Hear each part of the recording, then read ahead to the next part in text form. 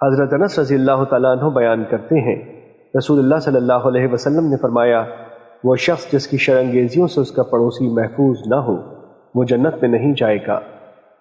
مشکوٰۃ المصابیح حدیث نمبر 4963۔ حضرت عائشہ رضی اللہ تعالیٰ عنہ اور حضرت ابن عمر رضی اللہ تعالیٰ عنہ نبی صلی اللہ علیہ وسلم سے روایت کرتے ہیں، آپ صلی اللہ علیہ وسلم نے فرمایا، جبرائیل علیہ السلام پڑوسی کے متعلق مجھے مسلسل وصیت کرتے رہے یہاں تک کہ میں نے خیال کیا کہ وہ اسے وارث بنا دیں گے۔ مشکوٰۃ المصابیح حدیث نمبر 4964۔ حضرت عبداللہ بن مسعود رضی اللہ تعالیٰ عنہ بیان کرتے ہیں، رسول اللہ صلی اللہ علیہ وسلم نے فرمایا، جب تم تین ہو تو تیسرے کو چھوڑ کر دو ایک دوسرے سے سرگوشی نہ کریں حتیٰ کہ تم لوگوں کے ساتھ مل جاؤ، اس کے لیے یہ طرز عمل اس تیسرے شخص کو غم میں مبتلا کر دے گا۔ مشکوٰۃ المصابیح حدیث نمبر 4965۔ حضرت تمیم داری رضی اللہ تعالیٰ عنہ سے روایت ہے کہ نبی صلی اللہ علیہ وسلم نے 3 مرتبہ فرمایا، دین اخلاص و خیر خواہی کا نام ہے۔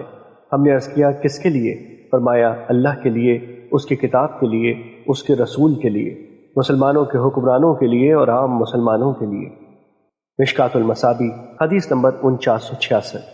حضرت جریر بن عبداللہ رضی اللہ تعالیٰ عنہ بیان کرتے ہیں، میں نے نماز قائم کرنے، زکوٰۃ ادا کرنے اور ہر مسلمان کے ساتھ خیر خواہی کرنے پر رسول اللہ صلی اللہ علیہ وسلم کی بیعت کی۔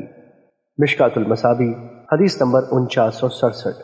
حضرت ابو ہریرہ رضی اللہ تعالیٰ عنہ بیان کرتے ہیں، میں نے ابو القاسم صادق و مصدوق صلی اللہ علیہ وسلم کو فرماتے ہوئے سنا، کسی بد نصیب شخص ہی سے رحمت سلب کی جاتی ہے۔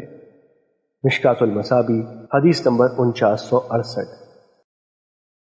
حضرت اسماء بنت یزید رضی اللہ تعالیٰ عنہ بیان کرتی ہیں، رسول اللہ صلی اللہ علیہ وسلم نے فرمایا، جس نے اپنے مسلمان بھائی کی غیر موجودگی میں اس کی غیبت نہ ہونے دی تو اللہ پر حق ہے کہ وہ اسے جہنم کی آگ سے آزاد کر دے۔ مشکوٰۃ المصابیح حدیث نمبر 4981۔ حضرت